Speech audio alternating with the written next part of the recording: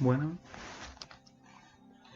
el ejercicio ahora corresponde similarmente al trabajo anterior, solo que esta vez nos encontramos con tres tanques abiertos al ambiente, alimentados por una bomba que va a estar en este sector. Esta bomba tiene un caudal de alimentación de 150 litros por segundo, o equivalente a 0.150 metros cúbicos por segundo. Esta bomba alimentará a través de estos accesorios los distintos estanques, para lo cual debemos calcular todas las velocidades y finalmente llegar a lo que nos interesa, que sería la altura dinámica total, que calcularemos con esta ecuación. Pero para eso, primero debemos calcular todas las pérdidas por carga correspondientes a cada uno de los sectores que vemos acá: accesorios, válvulas, T y las mismas tuberías. Para empezar, empezaremos por la salida de la bomba en este sector. Como ya dije, el caudal es de 0.150. Para esto, como ya tenemos el área, calcularemos la velocidad. En este caso dio 3.056 metros por segundo. Ya teniendo la velocidad, calcularemos el Reynolds, 762. Con esto el factor de fricción, que como es un flujo laminar, solamente usamos la fórmula de 64 partido el número de Reynolds. Posteriormente tendremos la pérdida de carga para esta tubería, para esta sección de 2 metros. Como necesitamos saber las velocidades, en el caso de las siguientes tuberías, aplicaremos continuidad para ello. Bueno, el caudal de esta tubería se mantiene con la sección de 2 metros, luego la de 6 metros y la de 10 metros. En la sección de 4 metros, tenemos la misma velocidad, el mismo caudal, pero como el largo de la tubería es distinto, nos cambia la caída de presión de esta sección. Lo mismo para la sección de 10 metros. Se mantiene la velocidad, solo cambia la caída de presión. Luego, por continuidad, haremos la siguiente suposición. Este caudal que alimenta la T se dividirá en dos partes iguales. Lo mismo pasará en esta T. Se dividirá el caudal en dos partes iguales para el tanque F2 y F3.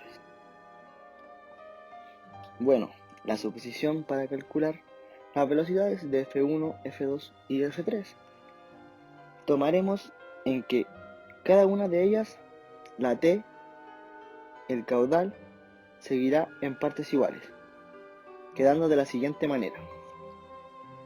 T1, caudal de entrada, va a ser igual al caudal de F1 más el caudal de salida, que sería la de 15 metros. Y en la T2, el caudal de entrada va a ser este caudal de salida y los caudales van a ser en F2 y F3.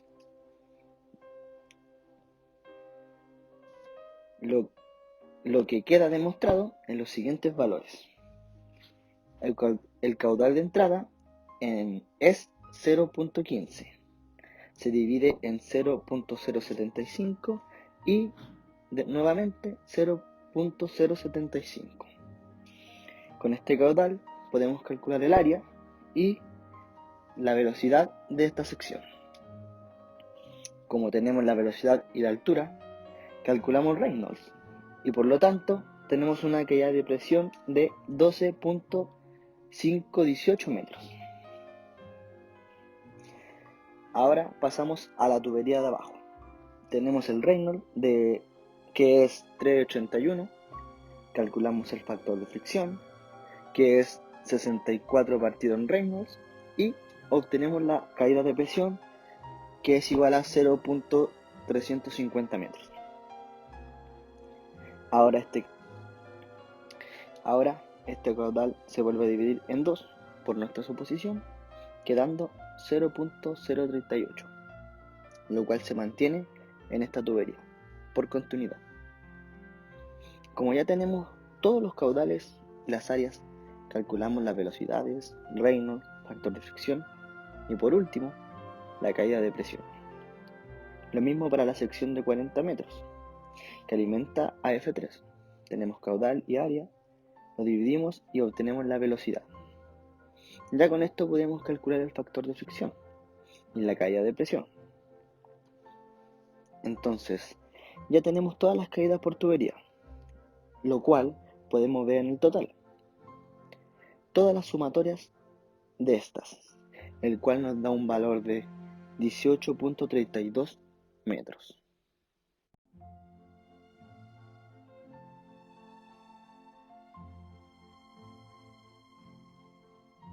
Ahora comenzaremos a calcular para cada uno de los accesorios. Y para esto comenzaremos por las válvulas. Como podemos ver, nosotros tenemos 4 válvulas.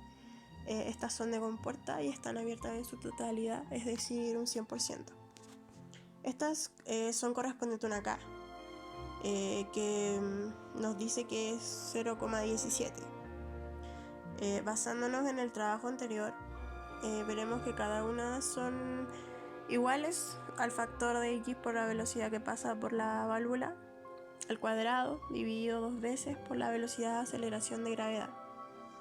Y de esta forma obtendremos el resultado de la válvula 1, lo que nos da un 0,081 metros. Para la válvula número 2 obtenemos 1,204. Esta va a ser la más alta, ya que tiene una alta velocidad y la tubería es mucho más delgada. Válvulas 3 y 4 obtienen un mismo resultado, que son de 0,081, ya que la velocidad y el largo son lo mismo. Luego de esto procederemos a calcular los codos. Se utiliza la misma fórmula anterior, solo que aquí tenemos otro K, que este corresponde a 0,75. Sabemos que tenemos codos de 90 grados. Entonces tenemos que K y la velocidad al cuadrado, partido de 2G para cada una de las secciones que alimentan la tubería. Por ejemplo, en el caso 1, del codo 1, la velocidad es de 0,56 metros partidos por segundo. El codo 2 es lo mismo, ya que por continuación se mantiene el flujo. Y en el codo 3 la velocidad será de 0,764 metros partidos por segundo. Esto se ve reflejado en el recuadro final. Y por lo tanto esta será la más pequeña, que al final nos da un resultado de 0,022 metros. Para finalizar con esto, tenemos el cálculo de las T. En nuestro caso tenemos 2T, 1 y 2. Estas dividen el flujo en 2. Por lo tanto nuestro factor corresponde a 1. Y será la velocidad al cuadrado para cada sección que se alimenta, que nos da una pérdida de 0,476 metros en el primer caso. Y para nuestro segundo caso obtendremos un resultado de 0,119 metros.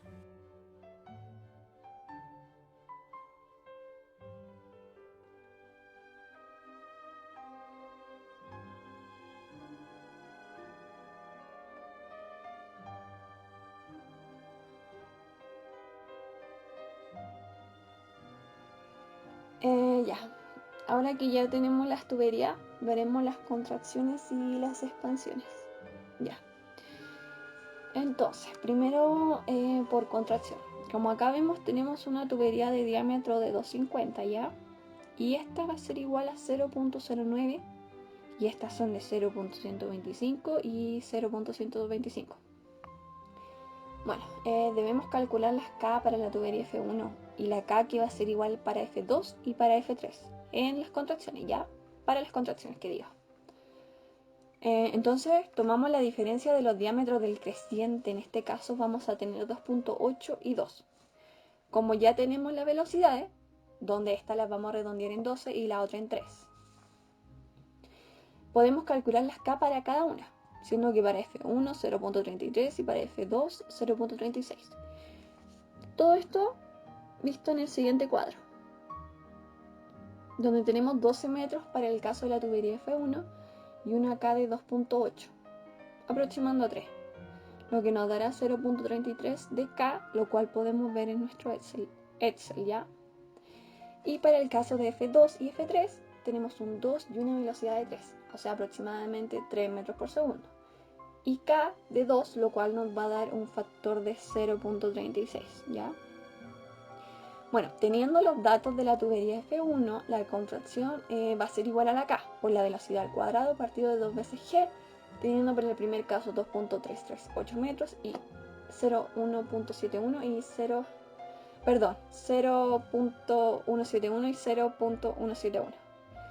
Por el lado siguiente, totalizando para las leyes por contracción 2.68 metros, ¿ya?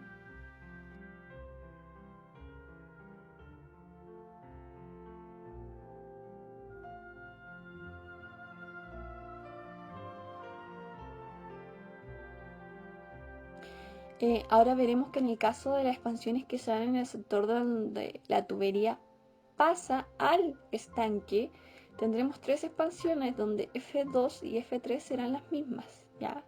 Bueno, para el caso de la tubería F1, para calcular las K,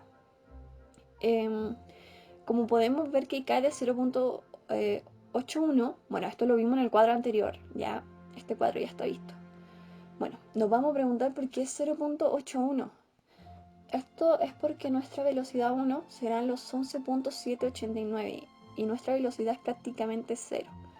Entonces al dividirlo nos dará infinito.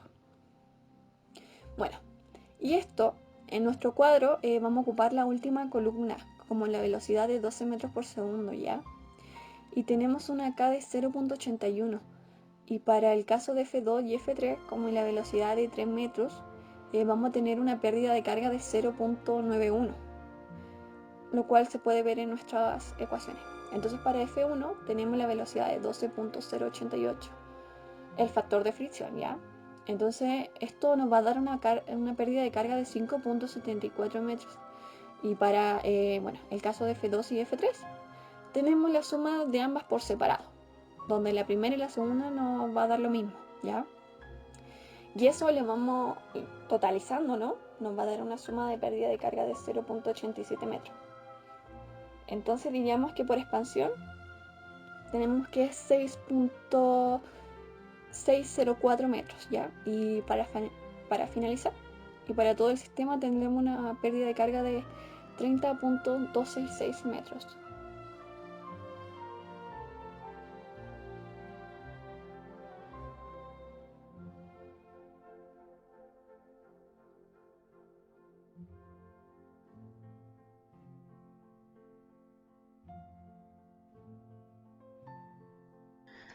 Ahora nos falta calcular entonces la altura dinámica total, para la cual ocupamos esta ecuación, que es la altura geográfica más la presión de entrada menos la presión de salida, dividido de densidad por gravedad, más la velocidad de entrada al cuadrado menos la velocidad de salida al cuadrado, partido de 2g, más la totalidad de la pérdida de carga. Nuestra altura geográfica va a ser la mayor que tengamos dentro de la tubería, 40 metros en este caso. La presión de salida va a ser la presión de aquí de los estanques abiertos, la cual es atmosférica, o sea 100.300 pascales. Y la velocidad en cada uno de estos estanques, como son muy grandes y el llenado es lento, va a ser igual a 0. Entonces nos queda la velocidad de entrada, como ya tenemos, la salida de la bomba y las pérdidas por carga totales de 30.266 metros. Entonces, ¿qué nos falta? La presión de salida para poder calcular la altura total.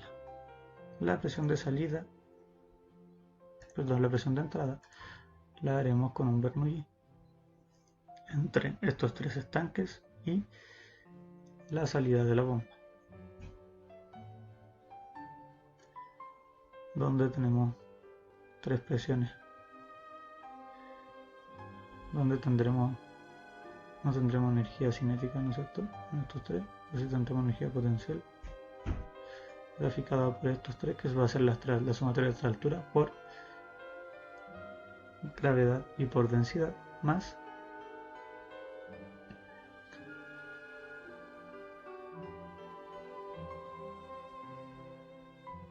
la presión atmosférica, ¿no es cierto?, que serían los 101.300 pascales, menos 1/2 de la velocidad de entrada al cuadrado por la densidad, lo cual al despejar y resolver nos da que tendremos una presión en el punto de entrada, o sea de salida de la bomba, igual a 1.126.681 pascales, aproximadamente unas 10 atmósferas. Entonces esto lo reemplazamos en la primera ecuación y obtendremos una altura dinámica total igual a 175 metros, lo cual daría por terminado nuestro ejercicio. Es decir, que nuestra bomba, para tener un caudal de salida igual al que nos dieron, que es de 150 litros por segundo, va a tener que enfrentar por los distintos sistemas de estanque, tubería y accesorios una pérdida de presión a una altura dinámica total de 175 metros para poder funcionar. Bueno, eso ha sido todo. Muchas gracias. Espero que les haya gustado.